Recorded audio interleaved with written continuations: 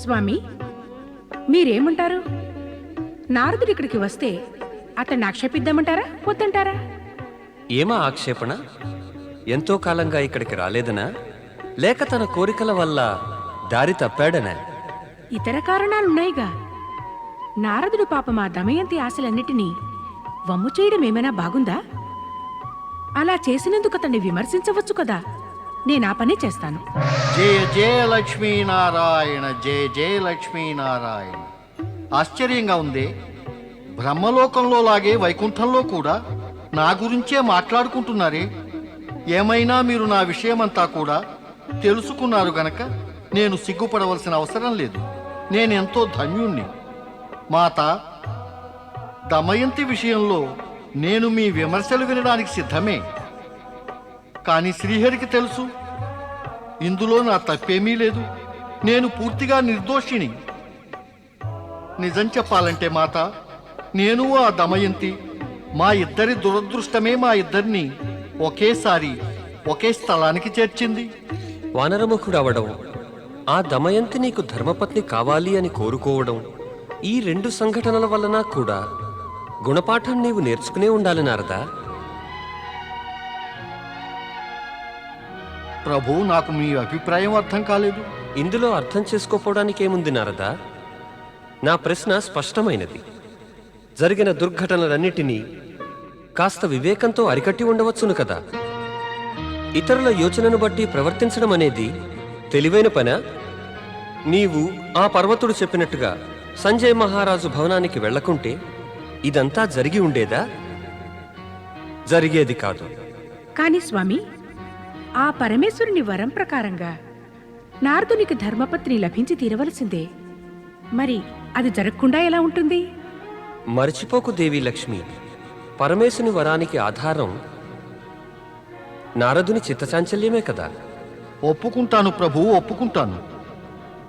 దమయంతి కూడా పాపం నా వలనే కష్టాలు పడింది. ఆమె చేసిన త్యాగాన్ని ఉండుండి నా మనస్సు గుర్తు చేస్తూనే ఉంటుంది. మరైతే ప్రభు, నేనేం చెయ్యను, అసహాయుణ్ణి.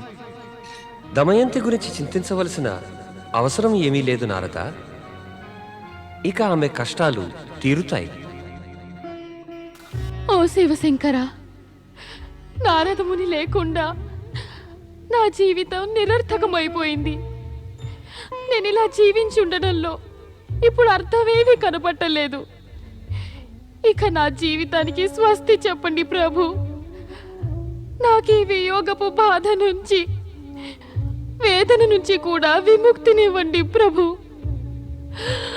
విముక్తినివ్వండి, విముక్తినివ్వండి, విముక్తినివ్వండి.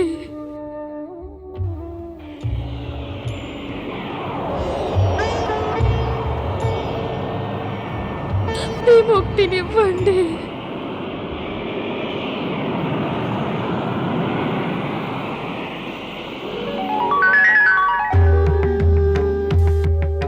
సతీ దమయంతి, అమ్మా, మహానురాలివి. పరమేశ్వరుని ఆదేశానుసారం పార్వతిని, నీ ప్రార్థనకు ప్రసన్నురాలిని ప్రత్యక్షమయ్యాను. నాకు ముక్తినియ్యి తల్లి, నాకు ముక్తినియ్యి. నేనింకా జీవించి ఉండదలుచుకోలేదు, నేనింకా జీవించి ఉండదలుచుకోలేదు. నాకు ముక్తినియ్యి తల్లి. దమయంతి, నీ త్యాగము, శ్రద్ధ వల్ల నీలో ఒక అద్భుత శక్తి ఉదయించింది. ఆ శక్తి సతీత్వపు శక్తియే. అందుచేత నీ కోరిక తప్పక నెరవేరుస్తాను. నేను ధన్యురాల్ని మాత, నేను ధన్యురాల్ని.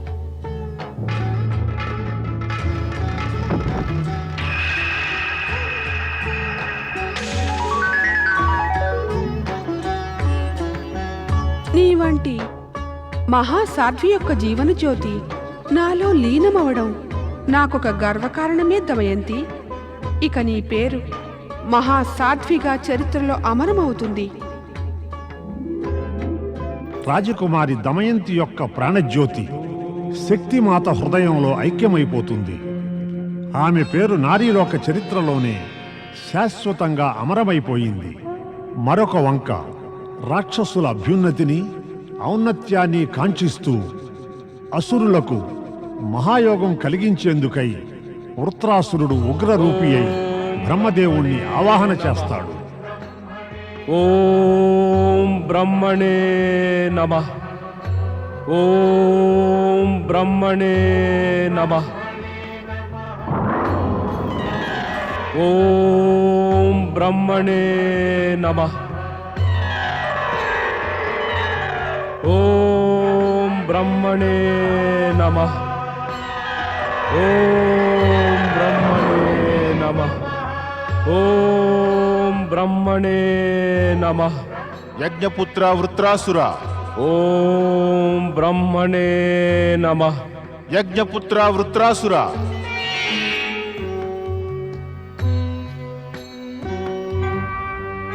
బ్రహ్మదేవా,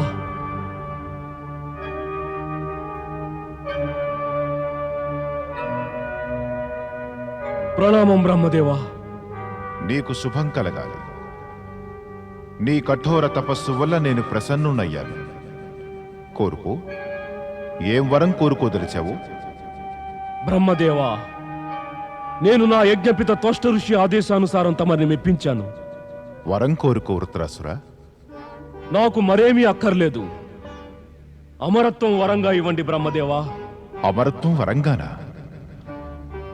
అమరత్వం వరంగా అది గతంలోనూ ఎవరికీ లభించలేదు, భవిష్యత్తులో కూడా ఎవరికీ లభించదు.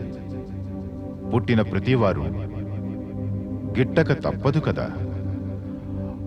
అందువల్ల నీవు అమరత్వాన్ని తప్ప మరేదైనా వరం కోరుకో. నన్ను చంపేవాడు నన్ను అస్త్రశస్త్రాలతోనే చంపుతాడా? అవును, అది నిజమే వృత్రాసుర.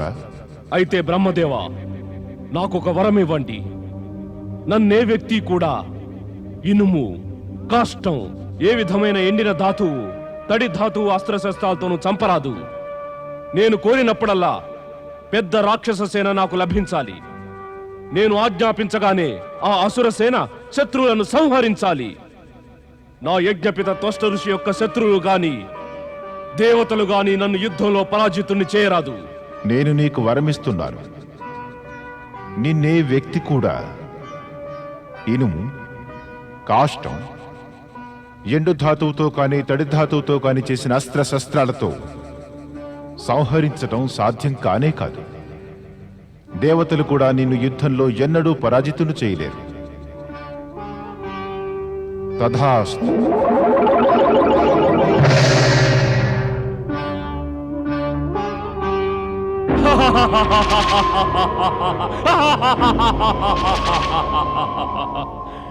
యజ్ఞపిత త్వష్ట, నా తపస్సు ఫలించింది. నేను బ్రహ్మదేవుని వద్ద అమరత్వాన్ని వరంగా పొందగలిగాను. నేను తమ వద్దకు వస్తున్నాను యజ్ఞపిత.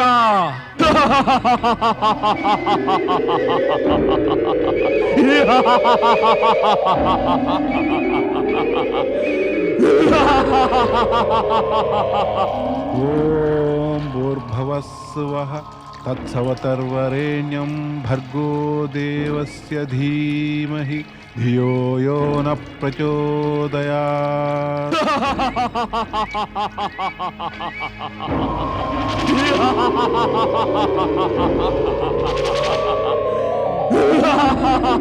ప్రియ వృత్రాసుర, నీ అట్టహాసమే చెబుతోంది నీవు బ్రహ్మదేవుని వల్ల కోరిన వరం పొందగలిగావని.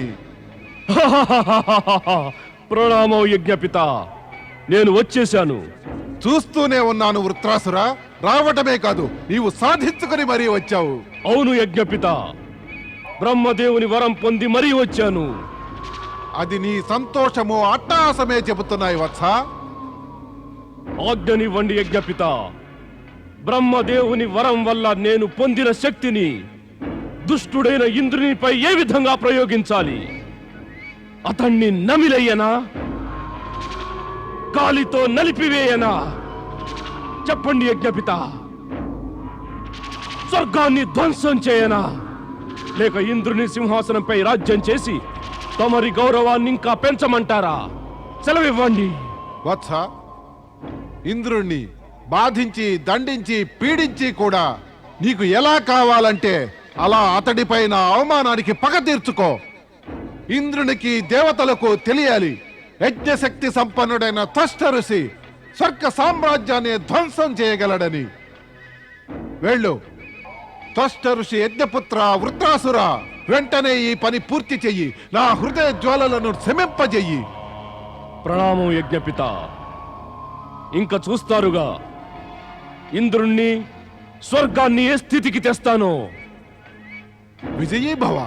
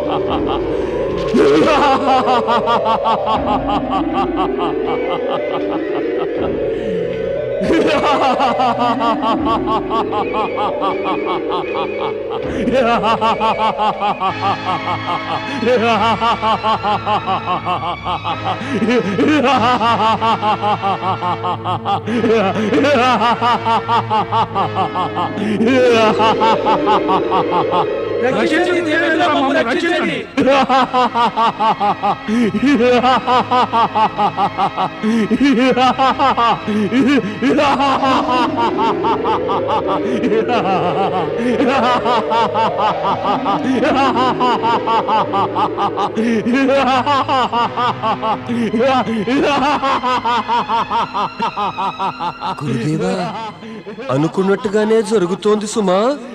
బ్రహ్మ యొక్క వరం పొందినవాడై వృత్రాసురుడు స్వర్గంపై ఆక్రమణ చేయడానికి వచ్చేశాడు. జయ జయ బ్రహ్మదేవ, జయ జయ బ్రహ్మదేవ. స్వర్గ భోగులైన దేవతలారా, ఈ కష్ట సమయంలో మీరెక్కడికి పరిగెడుతున్నారు? దేవతలారా, ఆ వృత్రాసురుణ్ణి సంహరించడం కోసం మీరు మీ శక్తులను ఉపయోగించండి, మరవకండి. మీరు మీ శక్తులను ఉపయోగిస్తే తప్ప మనల్ని స్వర్గాన్ని కాపాడుకోలేము. దాడి చేయండి.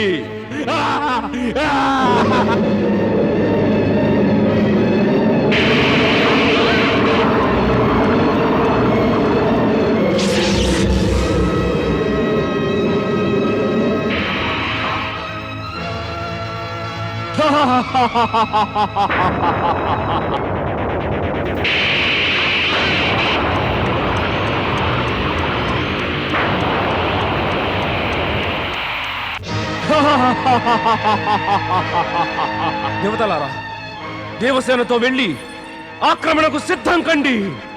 అసుర సేన దాడి చేయండి. దుష్ట వృత్రాసురా,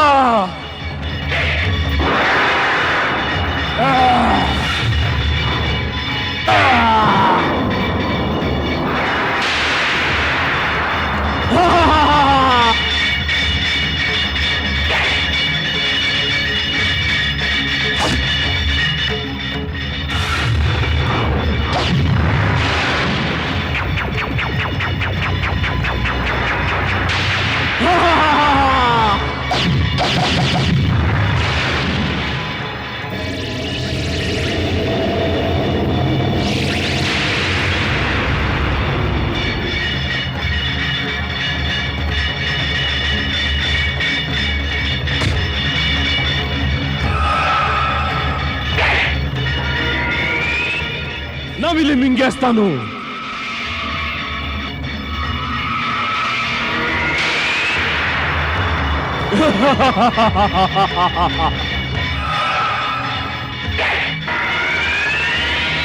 వినాశం.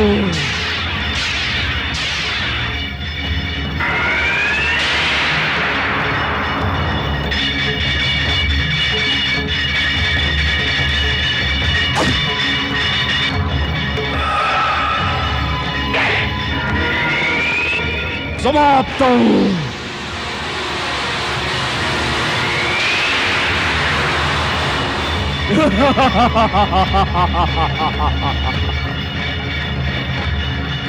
కాచుకో ఇంద్ర, నేనిప్పుడే నిన్ను మింగి పారేస్తాను.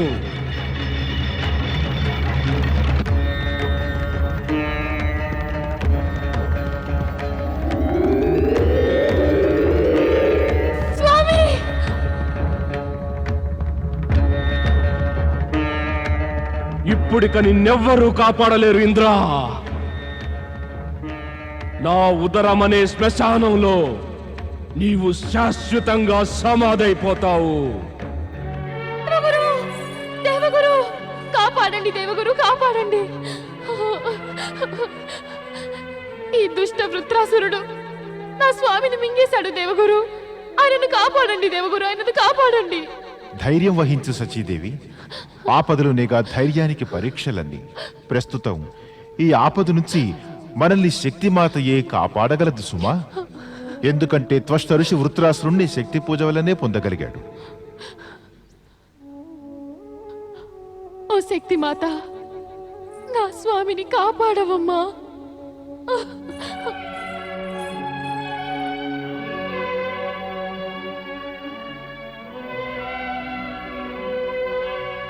ఓ శక్తి మాత, ఓ శక్తి మాత, ఏమిటిలా జరుగుతోంది? నా భర్తను కాపాడవమ్మా.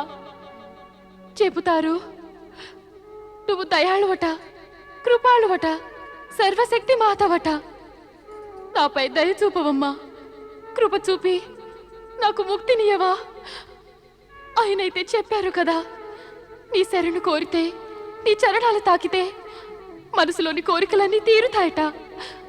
నా మనసులోని కోరికల్లా ఒక్కటేనమ్మా, నీవు నా భర్తను కాపాడు. నీవు దయామయివే, అందరి హితము కోరుతావు, కరుణా సింధువేనమ్మా. ఎన్ని జన్మలెత్తినా నీవు ఆపదలు రానివ్వవు. నీ మహిమకు అంతు లేదమ్మా. కానీ నా కష్టాలనైతే మాత్రం నీవే తీర్చగలవు. నాకు ఆశ్రయం ఇవ్వగలిగినది నీవే అమ్మా. ఓ శక్తిదాయిని, నాకు ఈ బాధలు తీర్చవమ్మా, బాధలు తీర్చు.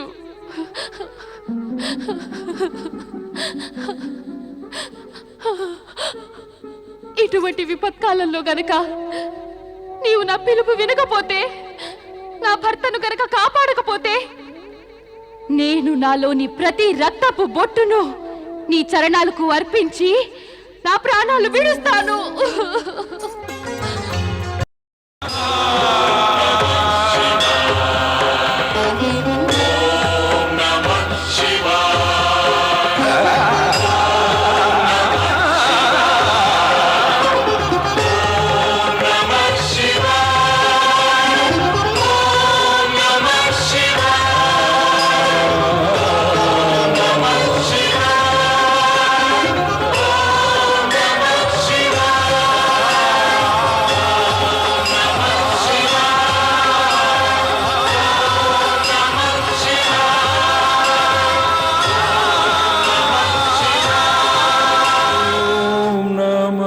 Shiva.